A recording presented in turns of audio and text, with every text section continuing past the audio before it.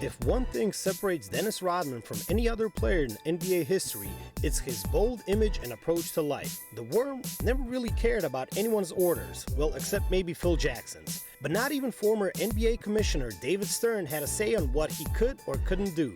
Rodman thrived on being free, rebellious, and the bad boy of the league. Surprisingly, tattoos weren't typical for NBA players back in the early 90s. Rodman was just one of the few who rocked them back in the day, along with his colored hair and piercings. This didn't sit well with Stern, who at that time was on a mission to change the image of the NBA. Stern was very focused on eliminating the league's drug use and bad boy image. So one time, Rodman shared that when he was in Stern's office in New York, the commissioner threatened to kick him out of the league for having way too much ink on his body. When I was doing tattoos before anybody thought about doing tattoos, I was going to David Stern's office in New York, and he said, "If you do any more tattoos, I'm gonna kick you out." Rodman told Kevin Hart in 2019. I was like, what? So basically, that just fueled the fire right there. I said, okay, great.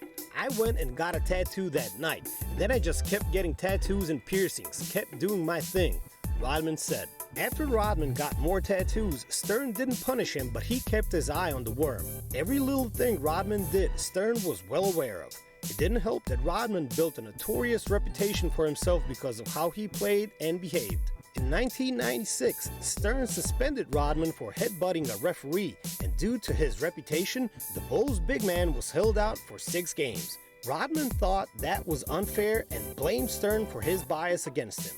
I want to talk to him face to face, and I want him to look me in the eye and say, "Dennis, you cannot do this, you cannot do that." And I want to put his face on the table and say, "What do you mean I can't do this? What is the difference between me and everybody in this league?" Rodman said after learning about his suspension.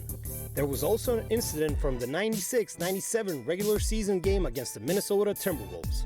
The Bulls won that game 112-102, but the main story was the fine Rodman received after he kicked cameraman Eugene Amos in the third quarter. Rodman initially thought the whole thing was blown out of proportions and that the cameraman overreacted. It's one thing to be hurt, but don't pretend you're more seriously hurt than you are. I wasn't trying to hurt anybody. I'm not trying to hurt someone. He got carried off on a stretcher. It was a little bit dramatic to me. Maybe I'll send him some roses with a note, "Love, Dennis." The league proceeded to give Dennis Rodman one of the biggest fines at that time in the NBA, suspending him for 11 unpaid games and giving him a fine for $25,000. The suspension without pay eventually cost Rodman $1 million. Even Michael Jordan, who was his teammate at the time, commented on this and said they need to move on because the decision can't be undone. I think we are all disappointed. I think Dennis is disappointed that he let the team down. It's just the fact that we have to move on.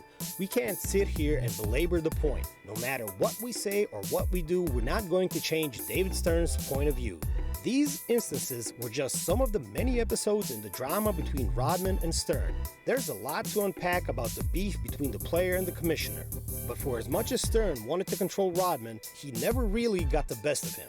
And for as much as Rodman was against Stern, the commissioner still ended his career in a prosperous way.